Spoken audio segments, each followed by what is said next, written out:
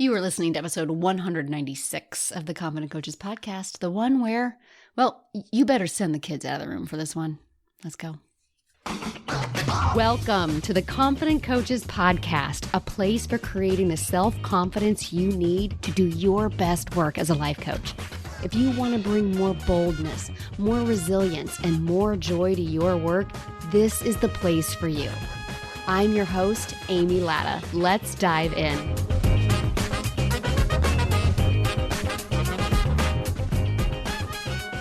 Okay, so before we dive in today, I need you to know right now, I'm about to cuss. I'm about to cuss a lot. If you need to put headphones on, send the kids out, stop playing this in a crowd, and I'll give you a moment. I mean, I don't not cuss on my podcast. I've cussed before, but this one's going to sound like George Carlin, Richard Pryor, and Robin Williams all trying to outcuss one another up in heaven, okay? And yes, it is necessary. So if you personally don't love cussing, that's why I'm giving a lot's getting ready to come at you. But it's really important. And this message in this episode is one every one of y'all are going to need to hear. Like now. You need to hear this right now. I guarantee no matter what's going on with you, you need to hear this today, and you're probably going to need to hear it next week. And you should probably just plug this one into at least once a month rotation. I need it. You need it. We all need it. Regularly. Because here's the thing. We're coaches, right? And we've heard the words be unapologetically yourself. And all of us want to be unapologetically ourselves. This is an evolved version of us. Be unapologetic. Don't worry about what other people think, right? I mean, I've said that. I've even said there's no such thing as judgment. The only judgment you can actually feel is from your own thoughts. And listen, while that's technically true, also, isn't it kind of complete bullshit sometimes? I mean, am I right or am I right? I've seen y'all's faces. Here's the thing. 9 times out of 10, it's true. People aren't even thinking about you, much less what you think they're thinking about you. It actually is in your head, and you will feel instantly better when you realize that. That's not what this episode's about. There wouldn't be this many fucks coming your way if that's what this episode was about. We actually are talking about that 1 time out of 10, those every once in a blue moons, when somebody is outwardly talking against you in some way, to your face, in the rumor mill, wherever it may be. There are people who are dead set on not understanding you because you are different than they are. And you want to know what I say? Fuck them. There are people who don't like you because you value something different than they value. Fuck them. There are people who are just never gonna get you. They're never gonna get what you do. They don't understand why you operate the way you operate, and they've decided that you're just wrong for all of it. Fuck them. There are people who choose to see the worst in you because you don't operate the way that you want, because you don't live up to their expectations, because they don't understand your actions. There are people who choose to see the worst in you no matter what you try to do about it. And you want to know what, my friend? Fuck them. You have to be truly unapologetic. That is really how you are going to experience your life at its fullest for you, is by allowing those people to think, say, do whatever they are going to. And yes, I do know how hard this is. I know how it triggers your nervous system. I know how unsafe it can feel 100%. I know how terrible, feels like death terrible. Being activated like this is like, hi, I'm Amy. I have ADHD, and one of its common co-issues is rejection-sensitive dysphoria. I feel rejection. Like, so much of my life has been explained once I discovered that this was a thing. I feel rejection on a cellular level. Like, I'm literally wired and chemically function different to feel rejections differently than somebody who doesn't have rejection-sensitive dysphoria.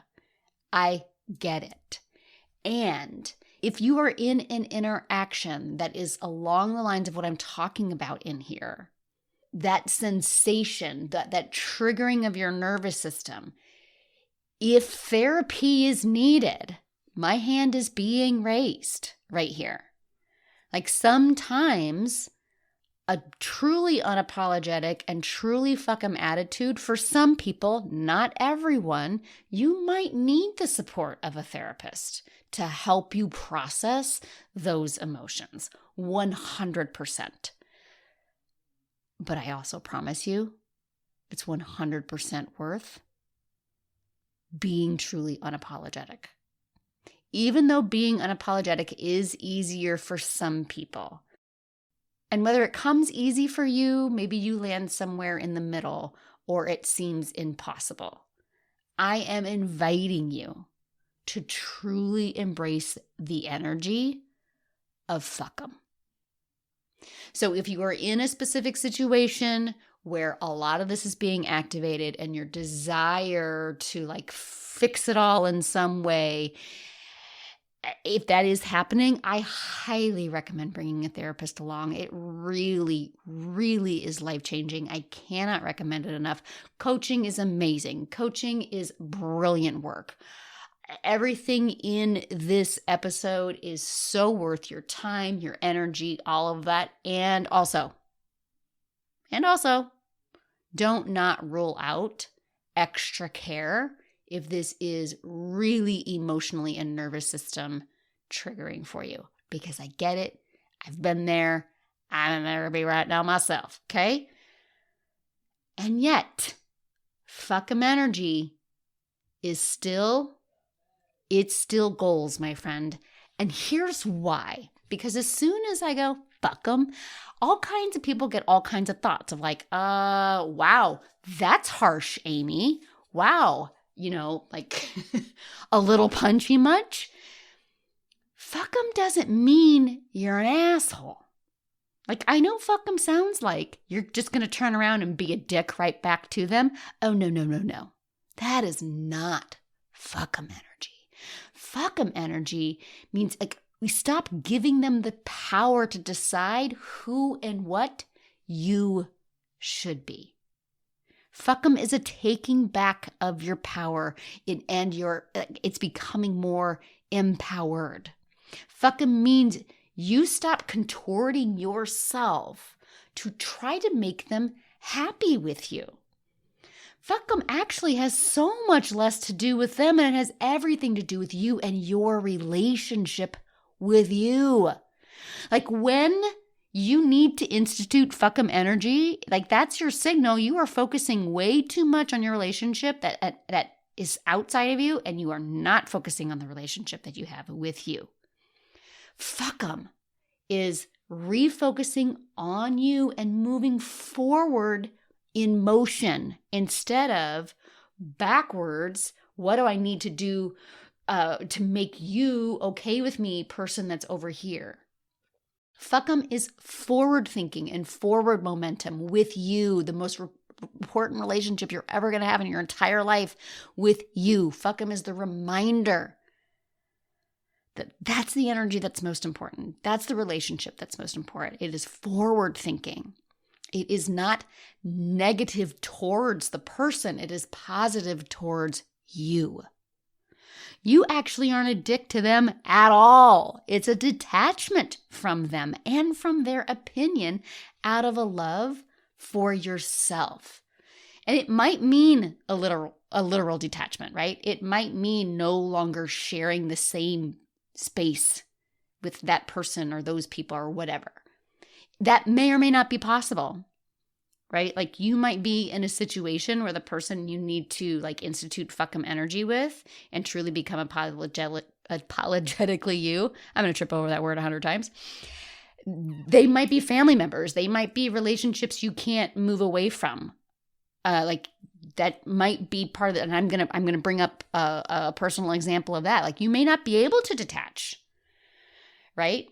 But you can still emotionally, through instituting fuck 'em, be more unapologetically you and detach yourself from their opinion of you.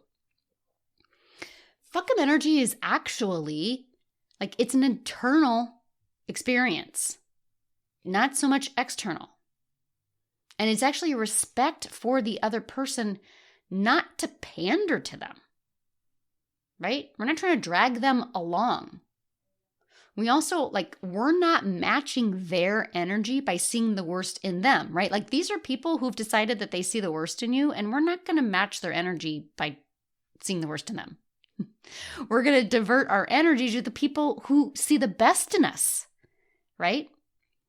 And it's letting go for both of your sake, right?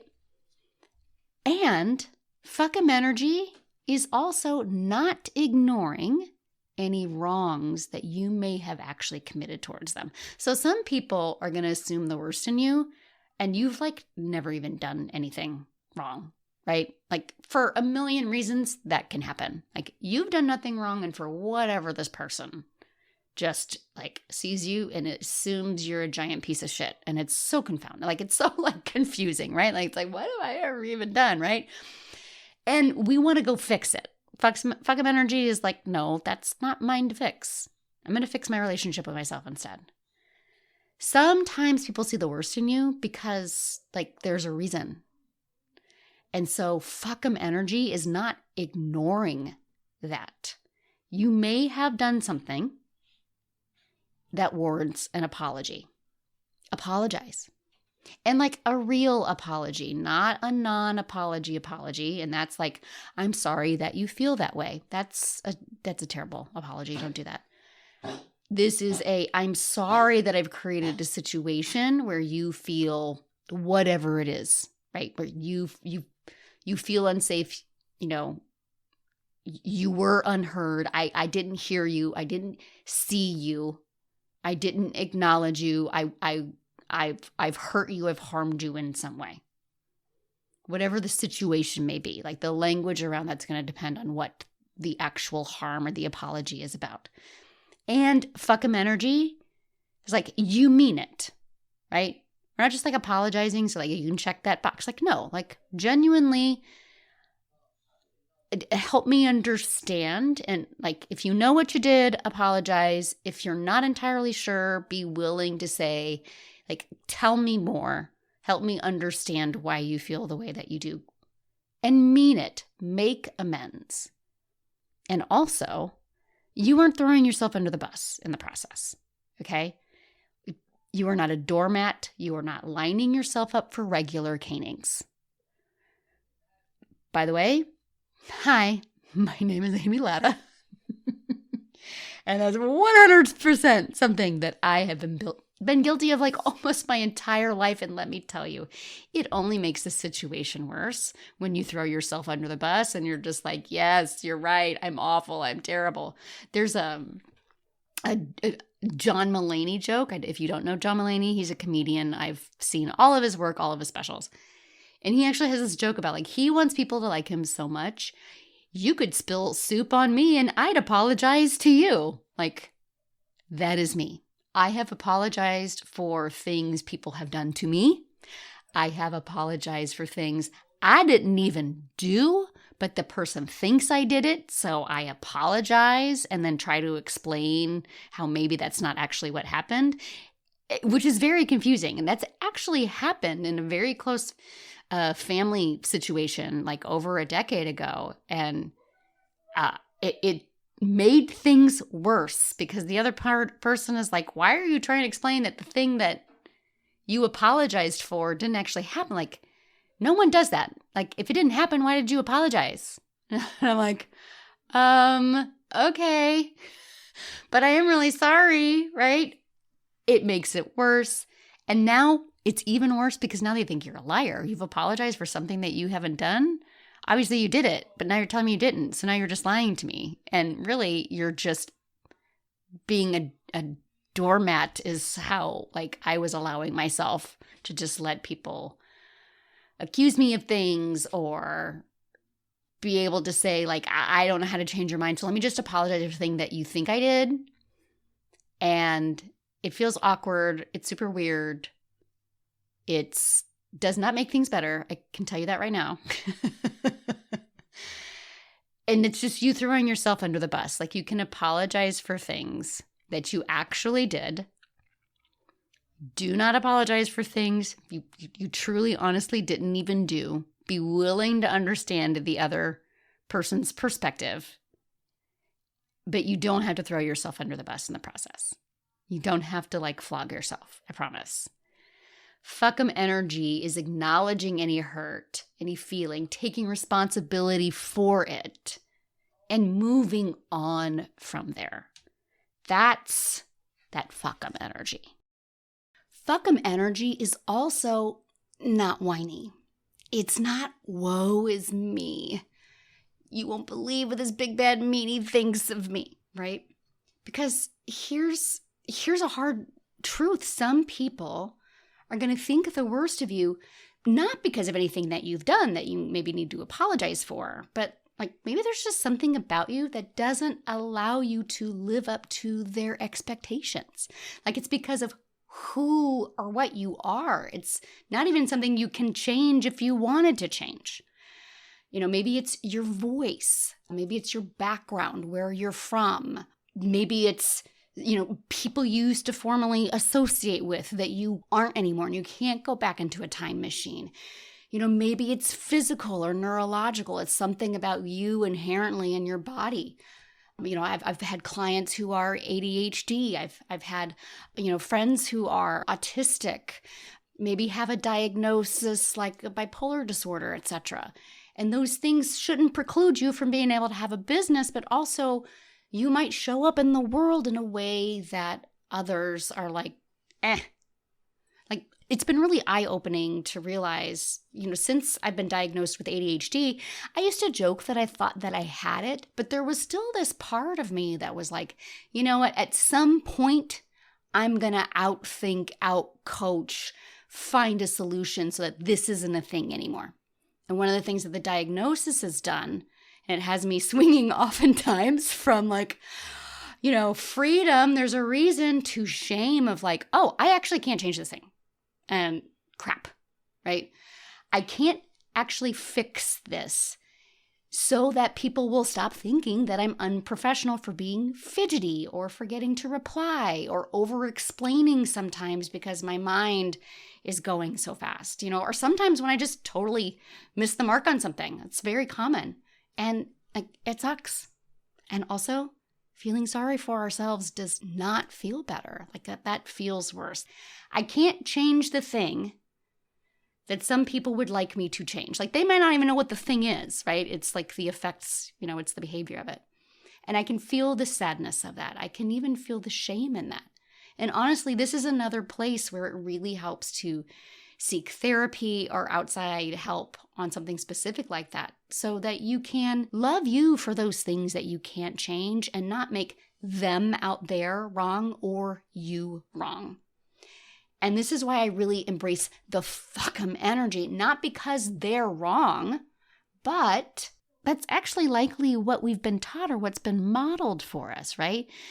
Like, you're either going to be pissed back at them, or you're going to roll over like a dead dog, or you're going to feel sorry for yourself.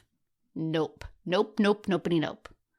Mostly because none of those things actually feel better, right?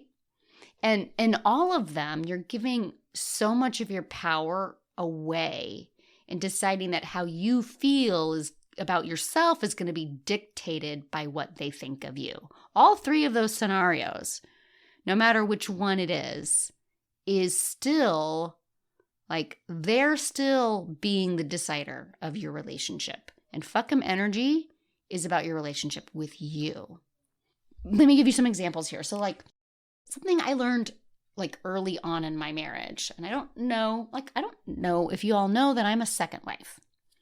I've been married for 20 years. So, my husband and I are only 2 years apart. So, his first marriage, it was only lasted a couple of years. But in those early days, I'd get mad at Trey. Sure, like human beings piss off other human beings, right? But because I assume the best in him, it wasn't a deal breaker. Like, I'm not going to divorce him over half the shit, right? Like, I assume the best in this man. I assume he has the best intentions. However, wife number one didn't. So he could do the same thing, and it was like, what a horrible human being, because she saw the worst in him and I saw the best in him. This is also how two people can witness the same thing, and the stories that they tell will be very different. Because the story from the person who assumes the worst in you is going to sound very different than the story from the person who assumes the best of you. And neither person is lying. Both people are sharing their experience of you, but it will sound entirely different. So you can see why deciding like how they think about you is how you should feel about you doesn't make any sense, right? Like, it doesn't make any more sense to decide that the people who see the best in you are the ones who dictate how you define yourself and how you are unapologetically you. It doesn't make any sense, right? And it's so funny. I don't know. Like, it's just like in crime shows, right? When like why they say material witness testimony can be really unreliable, because two people can see the same thing and be like, no, he walked out this door. No, he grabbed this first, right? And it happens all of the time, especially in personal relationships, especially when it comes to conversation, where, there's the words that you're thinking in your head versus the words that come out of your mouth versus the words that they hear versus the words that they process in their brain. Like, do you see how many different variables? Add in multiple people, no wonder we get multiple stories. Even amongst the people who assume the worst in you, they're going to tell different stories of the one situation, and even the people who assume the best of you are going to tell different stories about the one situation. So like, it doesn't, like, in any of those scenarios, you are giving away so much of your power. And fuck 'em energy is letting the people who see the worst in you go and not try to force them to become someone who doesn't see the worst in you. Like, fuck 'em. Spend your energy on the people who see the best in you, who, when you fuck up, they're going to call you out, but because they love you and there's respect, and they're going to give you space to be human. When I assume the best in my husband, I'm able to help him point out what I hope our relationship is and what I hope he changes in the future. And I give him that space. Doesn't mean I don't get pissed off at him. And vice versa, right? But we see the best in each other. So we don't assume that the other person is actually a horrible piece of shit, because we want to spend our energy on the people who do see the best in us. This also relates to why being unapologetically you is so hard, because we are wired for community. And when people say, stop caring so much what other people think, it really misses the mark, because it's so much more nuanced than that. Because if you fuck them, right? If you go into fuck them energy, you're going to be left out the cold, right? Like, what community? Like, you've lost your community when you detach yourself, when you remove yourself. But real fuck them energy, like, that's what your mind tells you, right? Your mind will tell you, I can't go into fuck them energy, because then I'm going to be left out in the cold. But when true fuck 'em energy means leaving the one community that is not for you so you can be in the community that is for you. And that's the community where people assume the best in you. And you very much care what these people think of you because you love them and because they're going to allow you to evolve and grow in their presence. I care very much what Trey thinks of me. He's my people. He's going to let me know what he sees, and he's going to honor the person that I am, and he's going to help me become more of me by giving me his love and his space. He's my people, so is my sister, so is my BFFs, so are my business BFFs. I care so deeply about them, and the respect is mutual, and it allows me to be unapologetically me. They allow me to be unapologetically me. Be unapologetically you. Fuck them. All right, so anybody who's seen the Barbie movie, this next part, some of these words, I have to give homage. They are inspired by Barbie, but even more so, Ken. Because fuck 'em is, I am me. I know who I am. I am discovering more of who I truly am every single day. I know what I'm made for, what I'm meant for, and I'm discovering more of what I've been made for every day. The more I heal that relationship with myself, the more I say fuck them to the people who assume the worst in me, the more I become more unapologetically me, the more I truly understand what I've made for. I am enough. I am enough. And none of it is defined by what another person, anyone else, thinks of me or thinks I should be to make them comfortable or happy. Anybody who saw that movie, you saw what Ken was doing, right? The entire time, what he was attempting for, because he wasn't embracing that.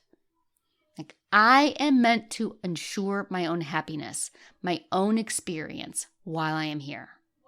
So every time you find yourself obsessing over what someone else might be thinking of you, or you can't get over that feels like death sensation of knowing someone's pissed at you or doesn't like you or they're trash talking you, it's okay if you find yourself there. Being unapologetically you doesn't mean that you don't have moments when you're not. Because you're a human being and you have to give yourself space to be a human being, right? You are 100% going to find yourself obsessing about what other people might be thinking. You're 100% going to have moments when you're like, I'm not being very unapologetically me right now.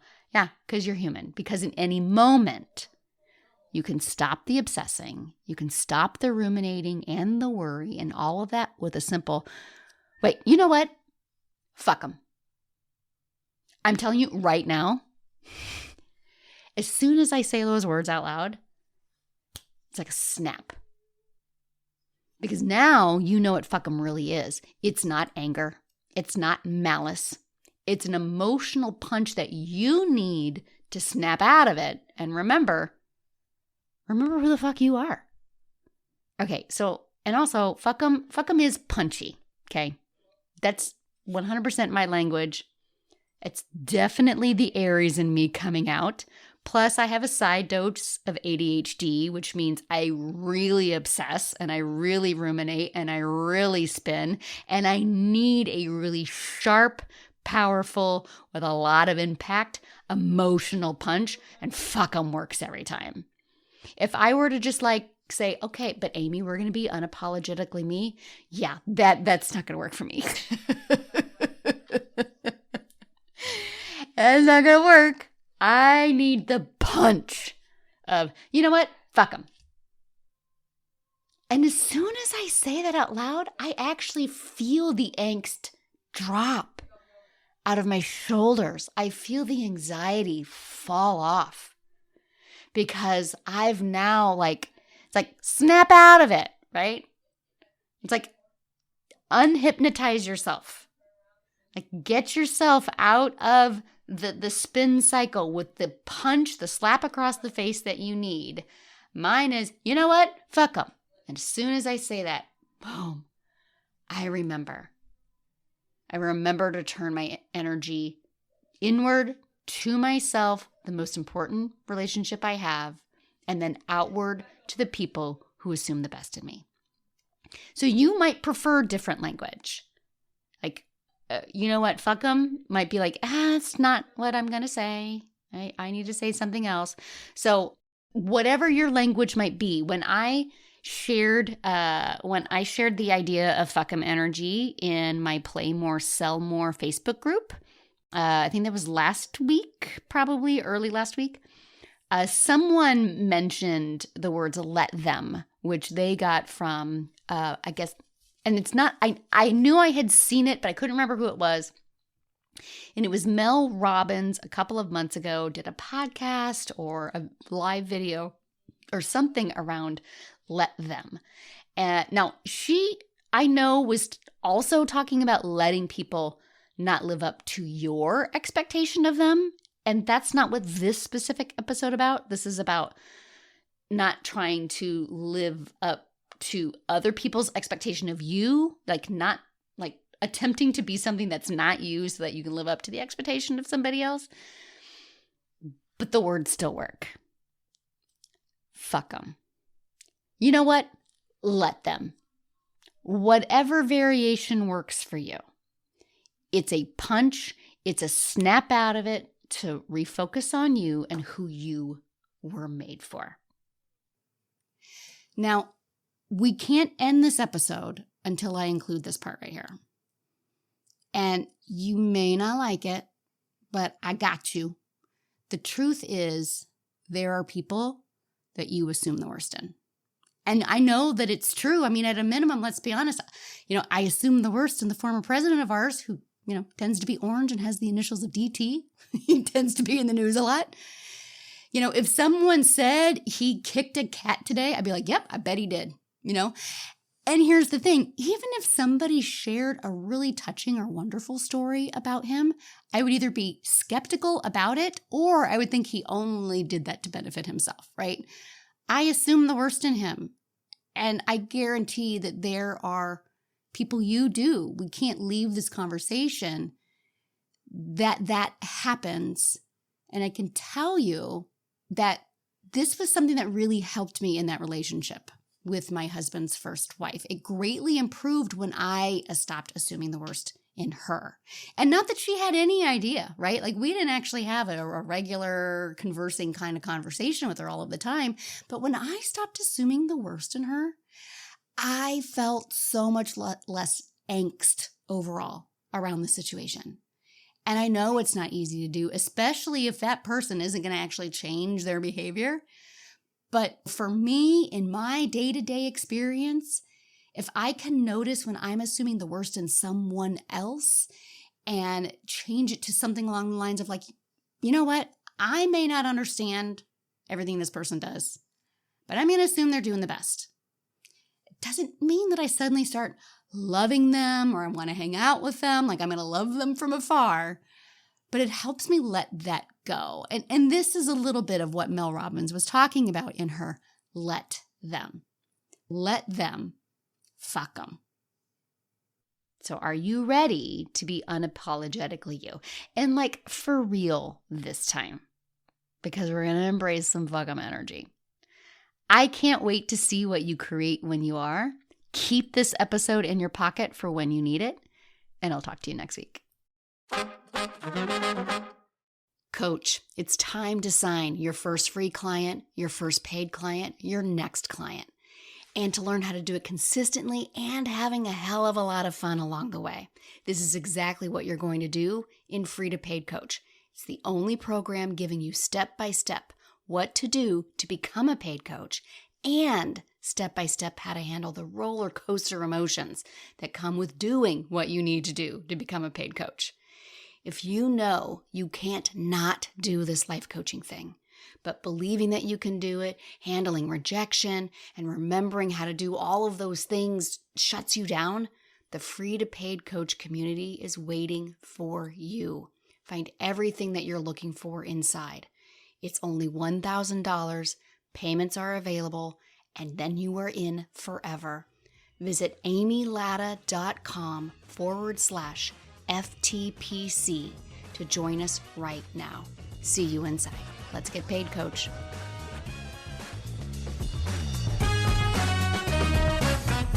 Thanks so much for listening to the Confident Coaches podcast. I invite you to learn more. Come visit me at amylatta.com. And until next week, let's go do epic stuff.